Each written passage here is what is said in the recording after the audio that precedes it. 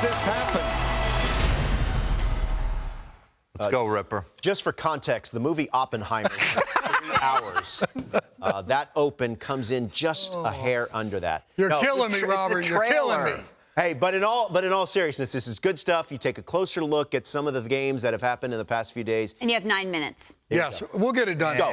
What I like about box scores, too, because I think us old crusty guys, and I'll speak for myself, I don't think you're old and crusty. You can chuck me in there. I like a good we box still score. like box. It's information. Yep. And that's kind of what we use. And we look at these things, and Robert, this is for you, too, because I picked 2 of them out. These were day games. Yeah. But you know, Robert, when the error column outweighs the other team, 62.5% times this team wins. Just because of that, 625 winning percentage is important. But in this game right here, I want to take a closer look at the line score and what happened with the Cardinals. So let's go ahead and look at that as the line score kind of plays out, because the Cardinals got out to a really good start.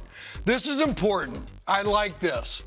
But this one right here kind of turns out in a lot of cases to be as important, because this happened.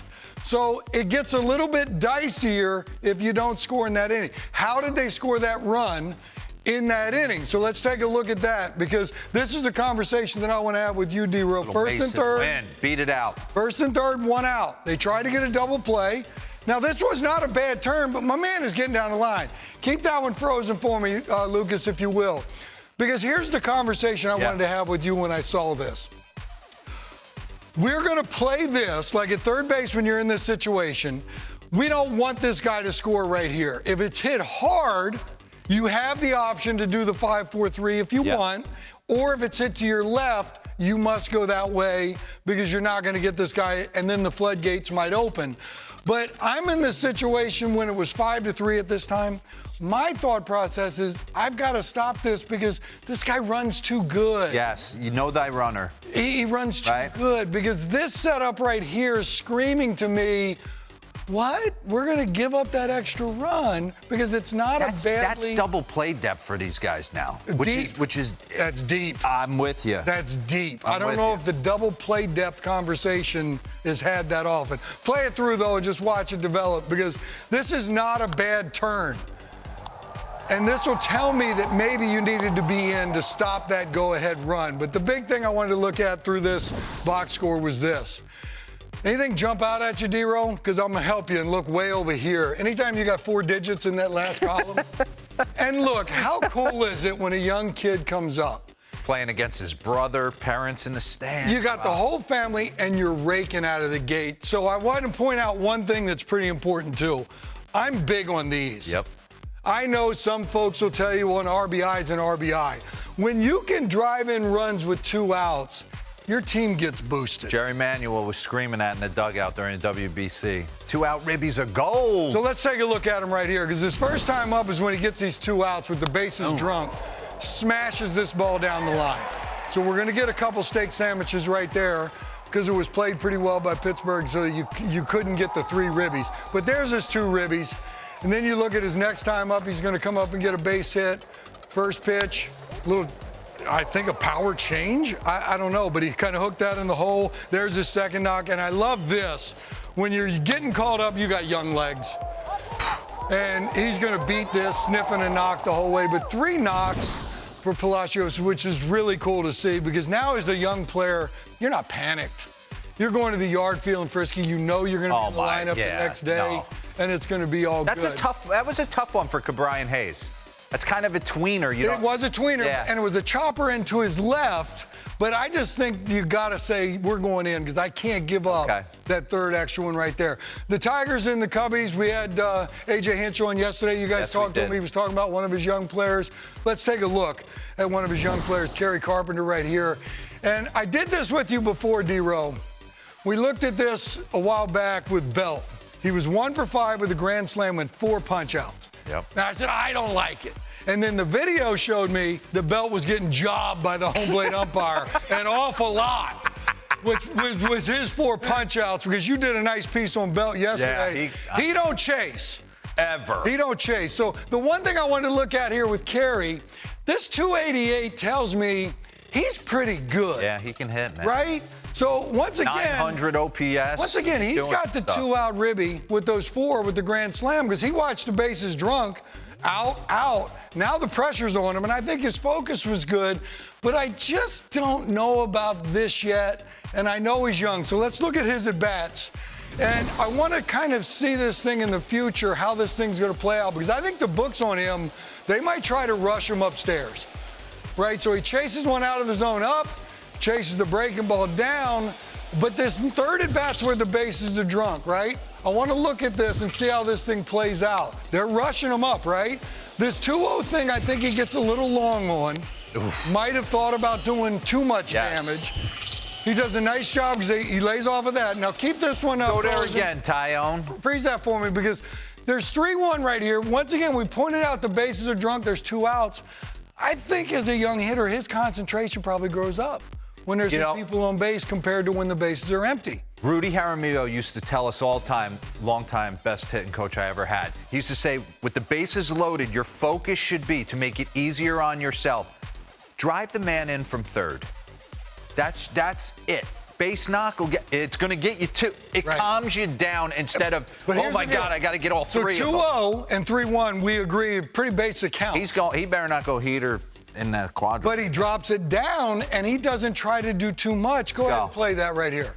It's a little cut piece that goes down to the left. That's not a violent swing. No. That's a controlled swing, and he hits his grand slam.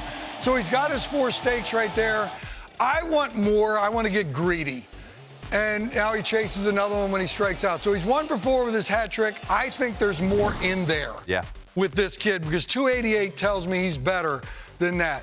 Once again, Robert, that error right there, and we're going to really look at it. Yeah. That's the ball game. But look at the line score because I want to show you something what the White Sox did that I liked. Stuff went down in Chicago the other day, right? So you're winning a game. This happens to you in the 9th inning. You could phone it in, right? Things have happened. Things aren't good.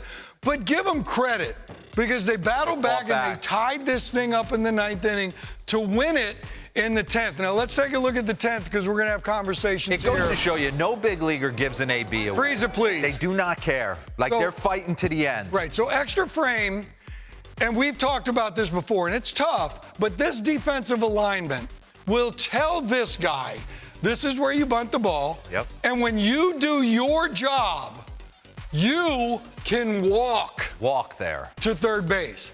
I think we get carried away sometimes out here. We want to make something happen when you don't have to. Your job, bunt the ball here, you walk to third base. Don't get back picked at second. So let's see what we got here. Don't you dare.